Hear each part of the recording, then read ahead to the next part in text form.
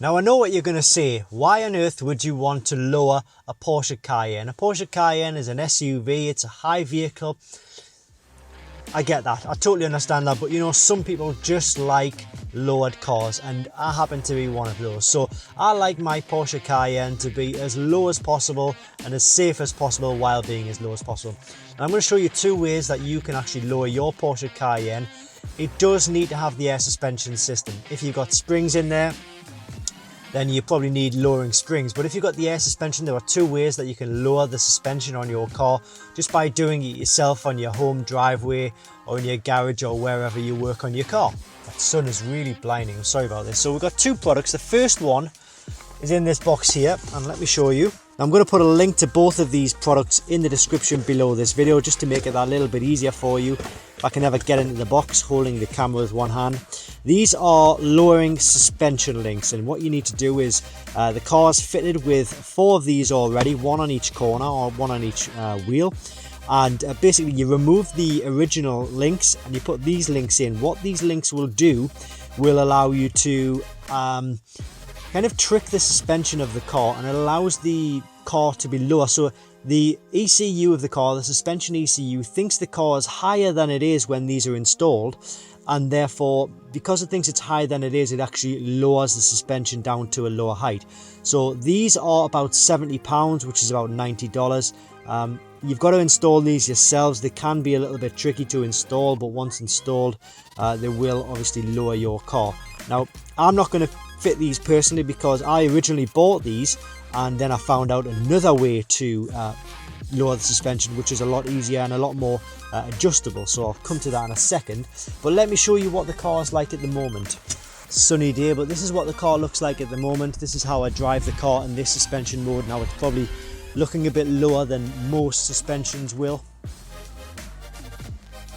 and I think it looks really good at this height. Now don't forget, when you're driving this car, it will also lower a little bit when you go to a certain speed on the motorways and the freeways. So you don't want it too low at this parked height. You want it just about this low, and I'll go into the show you how to do this as well. Well, one thing I didn't mention is that this kit does come with instructions.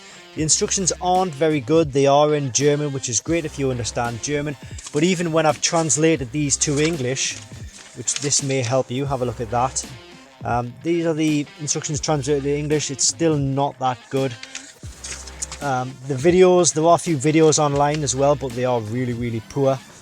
So I'm not going to bother fitting these. I'll probably sell these if anyone wants to buy them off me.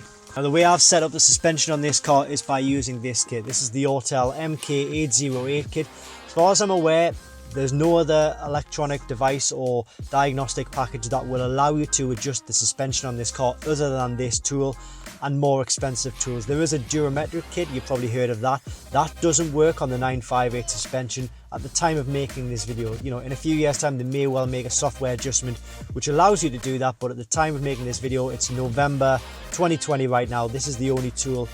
This tool and more expensive tools will allow you to, but this one comes in at about £399, which is about $400. And again, I'm going to put a link to in the description below. Let's have a look at this tool and show you exactly how to adjust the suspension. So the tool is plugged into the diagnostic port, and we're going to go into the service menu, then we'll go to the suspension menu, and then we find our manufacturer, which is Porsche. So just a case of finding that from the list.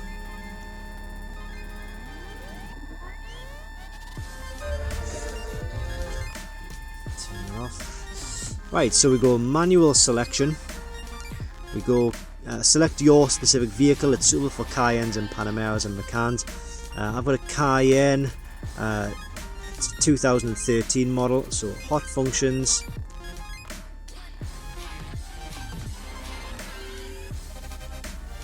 suspension, obviously,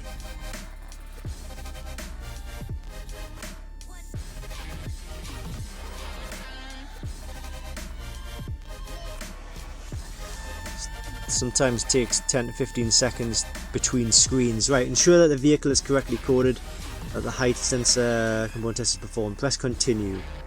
Okay, height sensor, so check conditions, engine speed. I think it's because we need the engine off, put the ignition on. So now it's okay, we can continue. All of these have to say okay before you can do any adjusting of the suspension. Okay, so deactivated the system. So all of the values in this here, we're looking at 400. These are where you change the values to then adjust the suspension relatively to what you need. So I'm going to go in and replace these two. Where do I get my numbers? Oh, here we go. Say 450 and do the same on each one. 450. What you just need to do is find a setting that works for you. You might need a little bit of trial and error, and then we click on to save. So now we have 450. Succeeded in calibrating, height regulation activated, end customer service initialization. Service initialization completed successfully. Reading DTCs, that's diagnostic trouble codes. Procedure may not have been completed due to present errors. Please read the DTCs, cancel to return. Okay. So there's only one way to quickly find out if it has or not, and that is to completely remove the key and then start it again, start the engine again, and then you may see the suspension move if it has adjusted it. Now I'm not seeing any adjustments, okay, so I'm going to have to go in and read the codes now to see if there are any fault codes. Alright, we got a couple of fault codes here. Hopefully, as it says here, they are passive, so it looks like we should be able to just clear these fault codes. There we go, and then go in and do the same again with the suspension. So I'll speed this up while I do it. Right, so we've restarted the engine now. Nothing has moved suspension wise, but it's still in the same lower position that it was previously, but only now this suspension setting is in the middle one. When I showed you it earlier, it was in this one here. So what happens if I put this down? I'm going to go down. Car is going down suspension wise now. Okay, that's settled now. I'm going to turn the engine off and let's get out and have a look. See what it looks like now. So that's even lower now. So that's with a value of 270. Now, as I say, it all really depends on what you specifically want, how you want to set the car up. You can set it higher, you can set it lower. No doubt you could probably take this to say something like 500, and then it would be even lower like this. Maybe you want to have it low for a show or something like that. But yeah, I think it looks really, really good at that height actually. I might try driving it at that height. In fact, I'll do that now. So I've started the engine and it's actually lowered a little bit more. So as you can see at the front now, it's really, really low. Haven't yet driven it, I'll be doing that in a second. Look how low that is now.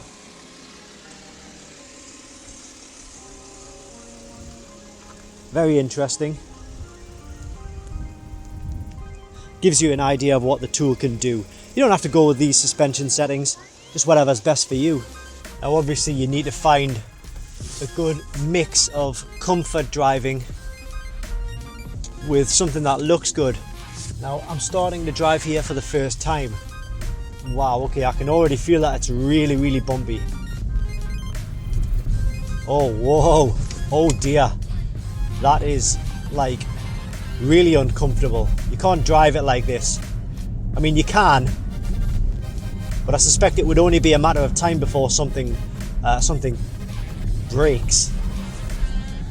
It's like driving a steamroller, you know, as you go over a... Yeah, you can't drive it like this. I'm gonna have to change it back. I'll change it back to the original set. I mean, the original setting that I had was 400, and I found that to be absolutely the perfect mix. In fact, now I've got a message on screen here saying suspension or chassis system failure. So it's all about finding the perfect mix of what you need to look like and also to drive like. I'm gonna have to readjust this now because I've got a chassis system failure. So Maybe I've just put it too low. So I'll put the suspension back to normal now. It's all really just about finding a fine balance between what looks good and what feels good and is comfortable to drive. When I put it to 270, it was just too harsh a ride. Putting it at 400, I would say, for me, is the perfect match, perfect ride height and perfect comfort. Obviously, whatever suits you best is absolutely fine.